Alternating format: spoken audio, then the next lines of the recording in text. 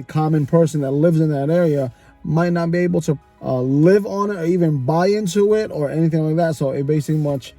So save your 3 to 5 million pesos, which is pretty much around the franchise. I can get away with certain things as far as telling people off.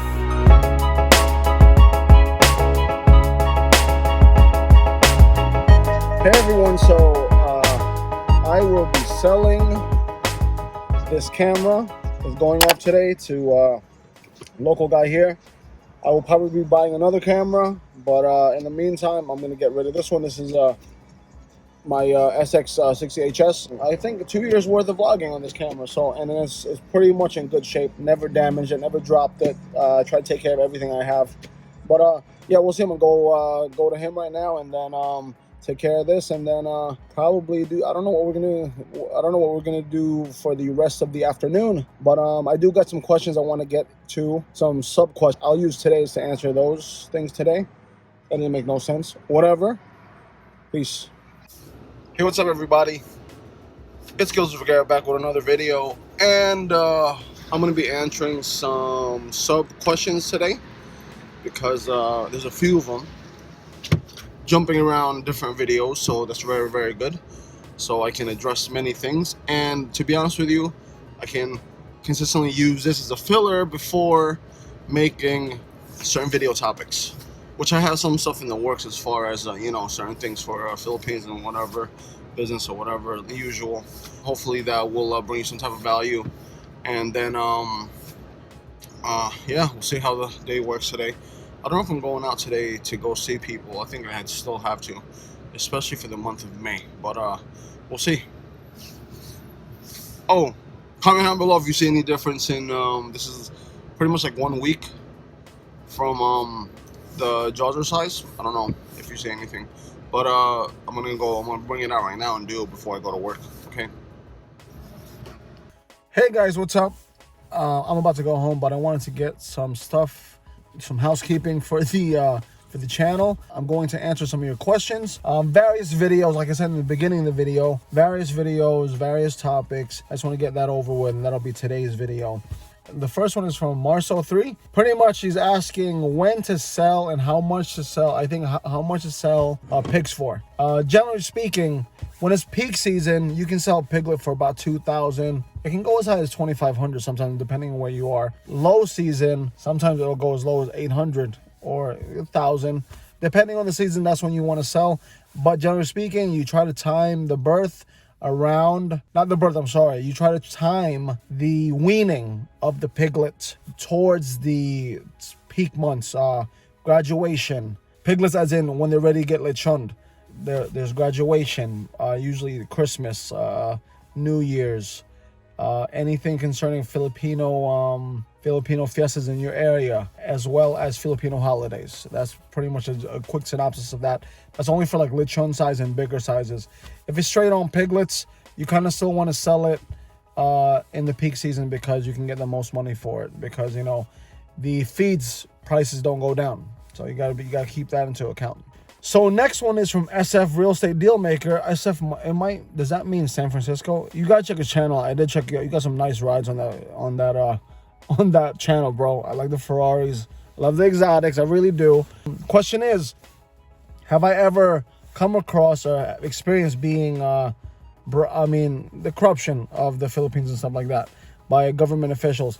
No, like yes or no. I don't do the bribing, right? Or I've never gotten bribed or whatever, but there is corruption there. I stand my ground when certain things happen, but because of, let's just say, my familial connection on the island, I can get away with certain things as far as telling people off. If that makes any sense. I can pretty much tell anyone, like, no, this is not going to happen right now. You're wrong. So-and-so, whatever. But at the same time, I have gotten offers to take care of certain things, to get things done for monetary, you know, in exchange for monetary value. I never really do it because it's just not worth it in the long run. One, I don't want to owe you at the end of the day. And two, usually certain people hold certain offices for X amount of time. Financially, doesn't pay, because when the next guy comes in, then I'm gonna have to hit him off. Therefore, I don't even get into that circle of, doing things. But I will give you a snippet of what smarter businessmen do. It's not really a bribe, it's more of a gift, and they will take that. So as in, like, it's just charity, you know what I'm saying? Like, department needs computers, donate computers. Somebody needs new tires, get new tires, or something like that, because it's you're paying them in kind, or you're I'm not gonna say you're buying them in kind, but you're doing something nice for them. So more than likely they'll make exceptions for you when the time comes. So I hope that helps. Another great question from SF Dealmaker. Pretty much, yeah, I want to start making more videos about my experiences. I don't know about everybody's experiences, but my personal experiences, renting stuff out, business licensing. But I got to ask the people that run everything for me, because I particularly, to be honest with you, I don't do all those things. I have people that process everything for me, like literally everything. I don't know how much more I can stress. Everything. So from what I can gather from them and what I know from my personal experience, I'll definitely make those videos up and put them on my list of videos to make. Next one is from Philippines and Beyond. Check his channel out. Yes, it's very, very true. You don't really need good gear. Look at me right now. I have a phone right now. It's not a DSLR. As you can see early in the video, I sold my camera. So it's usually the content, and main focus as someone vlogging, doing YouTube, is bringing value over value, certain things, just certain things. Sometimes it comes out, sometimes it doesn't. It is what it is, but it's all about trial and error. And this one is for Dexter Dales or Dexter Dallas. Pretty much the Richwood, I don't even know right now. I know that within year 2, the turnover should happen, but because of the COVID thing now, I don't know if that got pushed back. So I don't know. I'm gonna refer this to the video that's on there that he's asking about is when I bought my condo, or like the townhouse setup condo thing. But pretty much, I understand, from what I understood, year 2 was the time they will turn over the keys, and from there I would fix the inside, furnish it, and things like that ready for rent. So I'll keep you guys updated as far as that, because at the moment right now, I'm just making sure I pay my debt, the mortgage and things like that, as well as getting prepared for that turnover, so I can tile it up and fix it up and then have it rented sooner than later. And this one is about the Gilsar size. Honestly, I do a lot now. Like, I don't know if you see a difference or anything like that, but pretty much it does get sore. It works. I don't think it's gimmicky. You have to be super careful not to over stress the jaws. You know what I'm saying? Do it to your ability, to your tolerance, because it does hurt after a while, because I'm kind of stupid, so I probably did it too much, so I got sore the next day. But do it with tolerance, because don't be stupid like me. But other than that, I will fill you in the next couple of weeks when I hit 2 weeks, and then I'll do like a 1 month, 60 days, and a 90-day setup to really see if it's really working for myself, and maybe it can work for you. So this one is for Nomad about 7-Eleven and why not going into it? Why not go into it? The convenience store. This is my take on it when doing stuff like this, right? Now, you have to understand, the majority of Filipinos, this is my understanding, I could be wrong, the majority of Filipinos don't really care so much as like brands, right? I mean, let me rephrase that. When it comes to food, clothing, different story. When it comes to food, it's price over quality most of the time, right? Me personally, I don't think I would really go into it, because the presence of a store like 7-Eleven for me would just suffice, because I know where to buy the soft serve machines. I know where to buy the tissues, or this or that.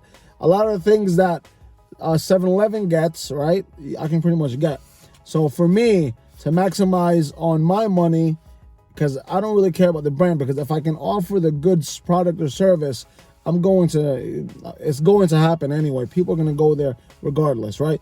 Do you offer a good product, good service, good, pretty much you're not undercutting 7-Eleven, but you're pretty much going to compete with what they offer. There's local people that make the show pal, probably even better. There's local people that make hot pocket style stuff. I know my friend who actually does it, probably even better. So if you can offer that flavor, incorporating some of the local eats there within your store, you're good to go. For me at least, because at the end of the day, when people go to 7-Eleven, they just want to go there for the convenience of it. So if you were to offer that, then 7-Eleven for me is out of the question. You are like every single business in the Philippines, from what I've noticed, you pretty much have a 6 month to 1 year shelf life before your popularity starts going down. And it starts going down because Filipinos, they're a little bit finicky. The market there is very finicky. Everybody go. Maybe it is here in America too, but over there, your shit is your your establishment is hot for X amount of time, and it starts dying down because Filipinos are just they're I'm not gonna say they're bandwagon jumpers, but definitely they love stuff that's trending. So that's why I stick with Calendaria as Filipino food, because at the end of the day, all of them love Filipino food. You know what I'm saying? They're going to consume the Filipino food. So at the end of the day, if you're going to give somebody nilat and baka versus a hamburger, more than likely going to go for nilat and baka, which is a soup, right? Like a bone stock.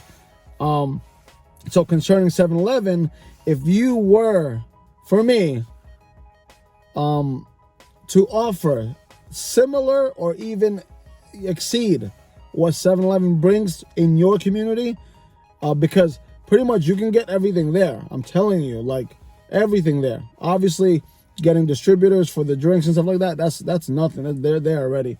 Soft serve machines, Cebu, Manila is there already. What else you want? You want the hot dog rollers? Cebu, Manila, it's there already. And you can probably even do it better than the current 7-Eleven setup there, because they are pretty much put in a box as in, this is what all 7-Eleven serves. This is the only thing you can serve. So save your 3 to 5 million pesos, which is pretty much around the franchise price from last I checked. I could be wrong, but save that and put into some other stuff that can like give a better product or service when pertaining to convenience stores. I hope that helps Nomad and everybody else. And this one is for Don DJ 76. Oh my God, that's a lot. Is it worth investing in the Philippines? And I think I commented below. Basically, at the end of the day, real estate is real estate. Dirt is dirt. Dirt is very finite on this beautiful earth. And wherever you go, everything is going to cost more money in the future. Now, the point is, are you willing to let it go right away? Are you willing to hold off and hold on to it for X amount of time until it's the right time? Or you want to build on top of it and develop it? So it's really totally up to everyone out there. Me personally, I try my best to purchase tracts of land, agricultural business and stuff, because at the end of the day, Philippines is still it's usually a farming country. Farming and agriculture is very strong in the Philippines. So I'm very into raw commodities. Like, I want to be the guy that you go to get this particular thing, to produce this particular thing, because I'm always going to win. Because at the end of the day, you're going to need sugar, right? At the end of the day, you're going to need salt. At the end of the day, you're going to need coconuts. At the end of the day, you're going to need all of that stuff. And that breaks into many industries, right? So salt, that goes into the livestock industry, as well as the food industry, obviously, right? Coconuts, both ways. Beauty industry, health industry, sometimes fashion, right? Sometimes fashion. And then it just goes broad. At the end of the day, they have to be consumed, and it's really not that expensive to really run it if you really set it up properly. Opposed to like the apartments that my family's own, people don't pay. You gotta chase them. Norrico or wherever you're at, the utilities don't stop. You still gotta pay them. So what are you gonna do when you got a big bill? What's the word? Your renters, boarders left and they abandon you. You still gotta pay. However, when I pick up goats, I pick up hardy animals, goats, pigs, not so much.